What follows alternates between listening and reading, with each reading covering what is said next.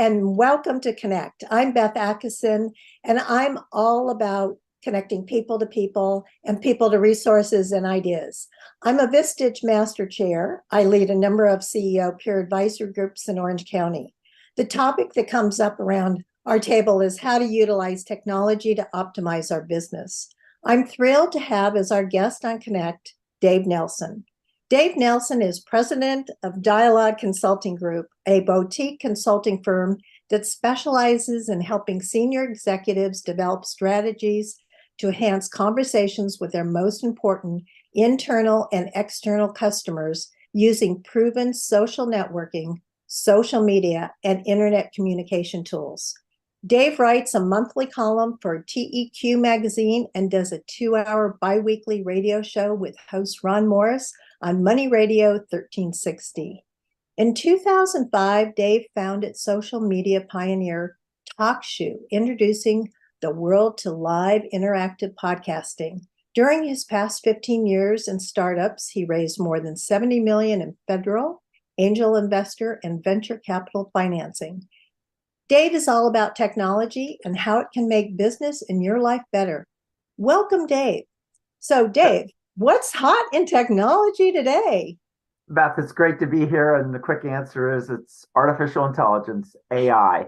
But a quick aside, when I started podcasting way back in 2005, there were no iPhones, only iPods. And that's why it's called podcasting. So that's a little bit of trivia for everybody out there.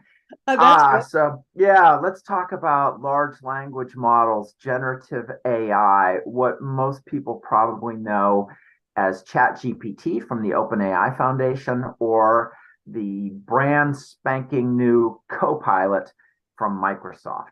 Has that been launched, by the way, Copilot? Well, as we record this, yes, it's actually going to launch tomorrow. So by the time anyone watches this, they can find Copilot inside Microsoft Edge, the browser, but also inside, assuming they have the enterprise edition of all of the what we used to call Office tools, we now call Microsoft 365, but we're talking Copilot in Word, in Excel, in PowerPoint, in Microsoft Teams. And I guess bottom line, 2023 is the year that AI came to small and medium-sized businesses. And there are so many applications. So I would say, just to open up our conversation, this sort of falls into the same category as search, like Google, but it's so much more powerful. So when you need to know something or need to write something, you need an answer, all you have to do is ask Copilot or ChatGPT or one of the alternatives. Of course, Google has their own flavor of this. And, I didn't really realize it until I started using these new generative AI models that the way we used to Google things left a huge amount of work to us. Like, I'm trying to look up a tax question. I Google it, I find an IRS publication, I have to read that IRS publication myself to get my answer. And so Google was leaving just a huge amount of work to us. When you work with something like ChatGPT, you can simply ask it your question. It's already read the IRS publication along with 300 billion other words and parameters on the internet. And so it just knows the answers to a lot of stuff. And so I tell people this is a little bit different from the way we use the search tools in the past. Instead, you should think about interacting with these models as imagine you have, for free, a McKinsey consultant, not just for you, but for every single employee in the company. And it's like any kind of question you have, and you can get into long dialogues with these tools. So it's not just a question and answer, but actually a dialogue, a journey of exploration.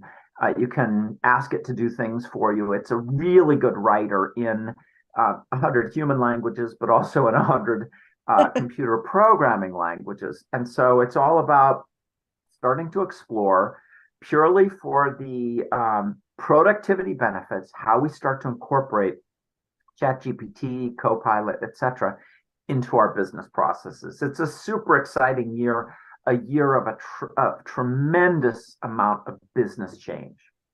Dave, I was playing around with a little bit, and I found that it was like talking to, well, you said a McKinsey. I was thinking of like an intern, where it's like, I think you can do better than that. Give me another answer. And then it just gave me more information. And it was like, oh, thank you. That was good. Can you do a little better? And it was kind of fun, right? Yeah, I like the fact you called it an intern because it doesn't really know in depth your business, your customers, your employees, your target audience. And so, in that sense, it's an intern, but it's an intern who has or that has PhDs in computer science, French literature, you name it, Right. engineering, law. ChatGPT is not a lawyer, but it has passed the uniform bar exam. And so it's amazing for so many tasks. In fact, I would say one of the main things that we do in our businesses, and this is probably more than half of your knowledge workers, maybe 8 out of 10 or 10 out of 10 of your knowledge workers, we're creating content. And Mhm. this is a fabulous intern, as you call it, for creating content. If you have to get something done, you're marketing and you need a blog post, you just tell it what you want it to write about, how many words you want that blog post to be, any key points you want it to make. And 2 seconds later, you've got a fabulous draft. It's amazing. And this is, for most of us that are knowledge workers, when we're in that content creation mode, a 10 or 20 or 30% productivity gain. You can just get so much more done so much more effectively. So, Dave, sitting around our Vistage table, the question comes up, where do I start? There's this amazing tool. Do I have my marketing where do I start with it? What should I do as a CEO? Because it can be a little overwhelming, right? I understand it can help, in the financial aspect. It can help in all areas, but as a CEO, if you were sitting around the table with, with my group of 16 people, and by the way, you're a member too, so kudos to you on that. Is what advice would you give them on how to step into the world of AI? Okay, well, I think there are applications for the CEO directly, but I Okay. think a bigger return would be for that CEO to motivate his or her people to start exploring the tool. So let's talk about how that journey of exploration begins. So 2023 is a year when we're experimenting, sandboxing, discovering, exploring. And so we're not trying to necessarily incorporate this straight away into our processes. First, we have to learn a little bit about it. And I think the best way to get started is just to sit down with, Microsoft Copilot inside your favorite application. If you're a financial person, maybe you're in Excel. If you're a marketeer or salesperson, maybe you're in PowerPoint.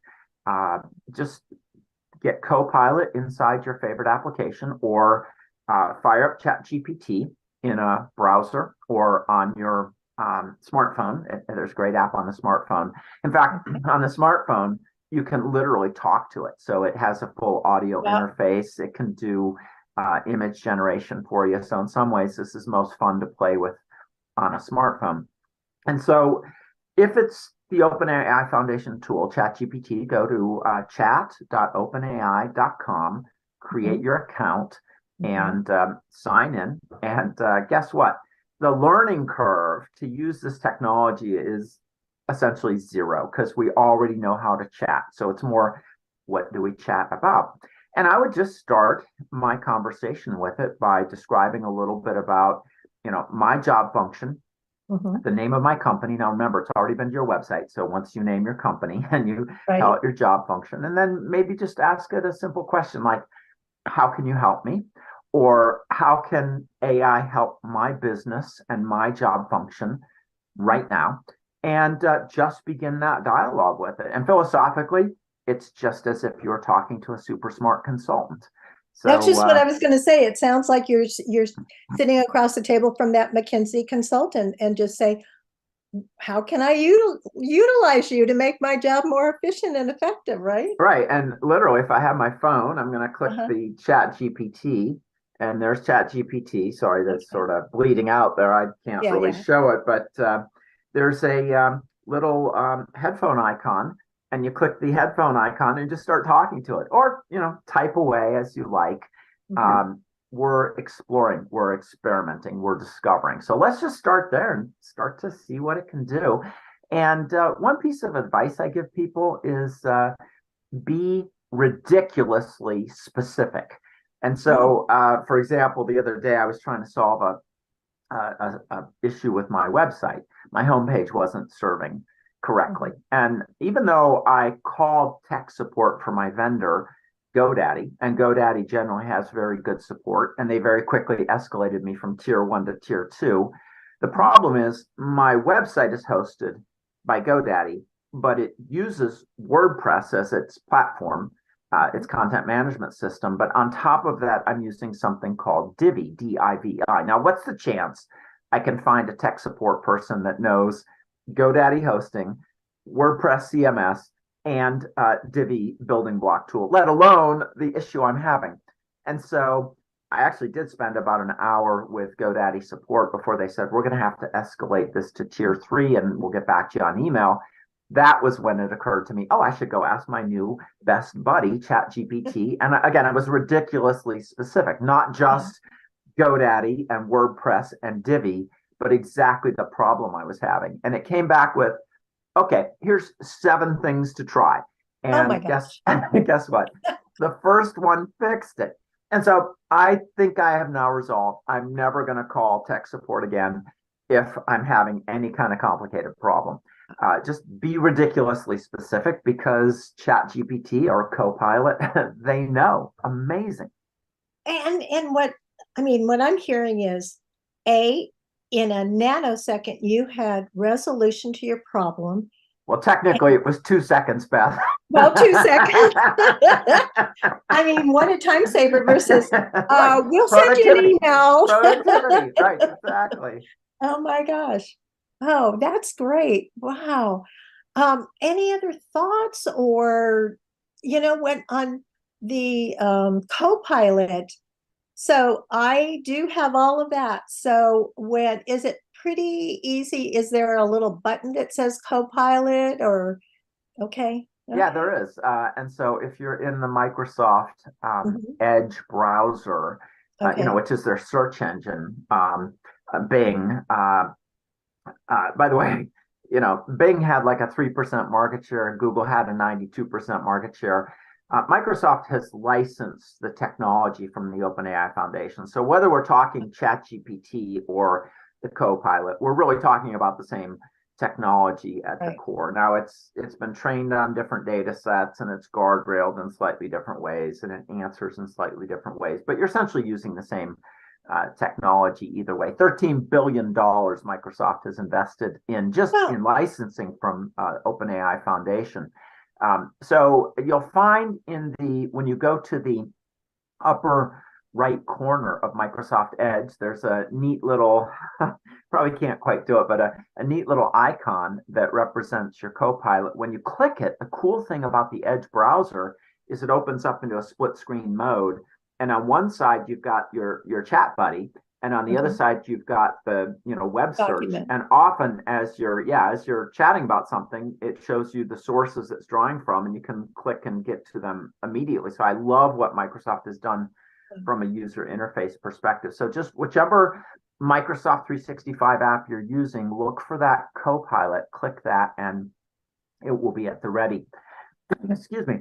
Now, when I'm interacting with these tools, I am not just ridiculously specific, but also rather self-interested, and I'll call it directive. And so I'll say, like, how can AI help my business this year? And I'll get some answers that are relevant to my type of company, but not as specific as I want. And I say, those are great, but I'm the VP of sales. How can AI help my sales team find more better qualified prospects and close more deals? I'm interested in increasing revenue, right? And so I'm very specific in directing. And if it comes back and says, something I don't feel is appropriate, I got into a discussion and it started citing products that were for clearly large enterprise customers, not small and medium-sized businesses. I say, hold your horses. And then, perhaps you didn't notice my revenues are in the, and it's funny, it doesn't respond by, I'm sorry, Dave, I have no horses, right? It understands our idioms. And it's so much fun to talk to it, because it's like this super smart. Um, well, I basically treat it as if it's a intelligent entity. Not a biological brain, but a silicon brain, or a mechanical brain, if you want to think about it. And I'm not claiming that it's sentient or conscious or has emotions, but it is really fun to interact with it as an actual entity. And I guess the good thing about that is it's evolving quickly, and it probably will be someday. So I say things like, good morning and thank you, brilliant. Don't quit your day job, as opposed to maybe being, overtly Right. critical. It's fun, but it's productivity. That's really the bottom line. And so start exploring. And again, if you're that CEO, your job is not necessarily to go figure out how to use it yourself, although I think there'd be some interesting benefits. Anytime you're going to give a talk to your industry association or have a hard conversation with somebody, there's a lot of value there. But more importantly, let's get the leverage by getting all of our people, especially the knowledge workers, starting to explore and figure out how they can evolve their processes for higher productivity. I just reminded myself in that comment, it's really great at playing personas. And so sometimes I've said, please answer all questions in the language of William Shakespeare. And like, it's like, hark, and I'm rolling on the floor laughing. But you can also say, please adopt two different personas and argue out, debate this point, and you can watch it go back and forth with itself. And as a CEO making, challenging decisions on imperfect information, it's sort of interesting to be reminded in this cool kind of story role play mode of the pros and cons of any decision. And so there's just so many kinds of applications. Get hands on and start exploring. When you were just talking, I came up with if you were a CEO and you were doing an all hands meeting, and this is my talk track, make it more, friendly, or whatever that persona that you want. And then it can kind of tweak it a little bit to help the CEO add a little more of that friendly humor or friendliness, or right, exactly.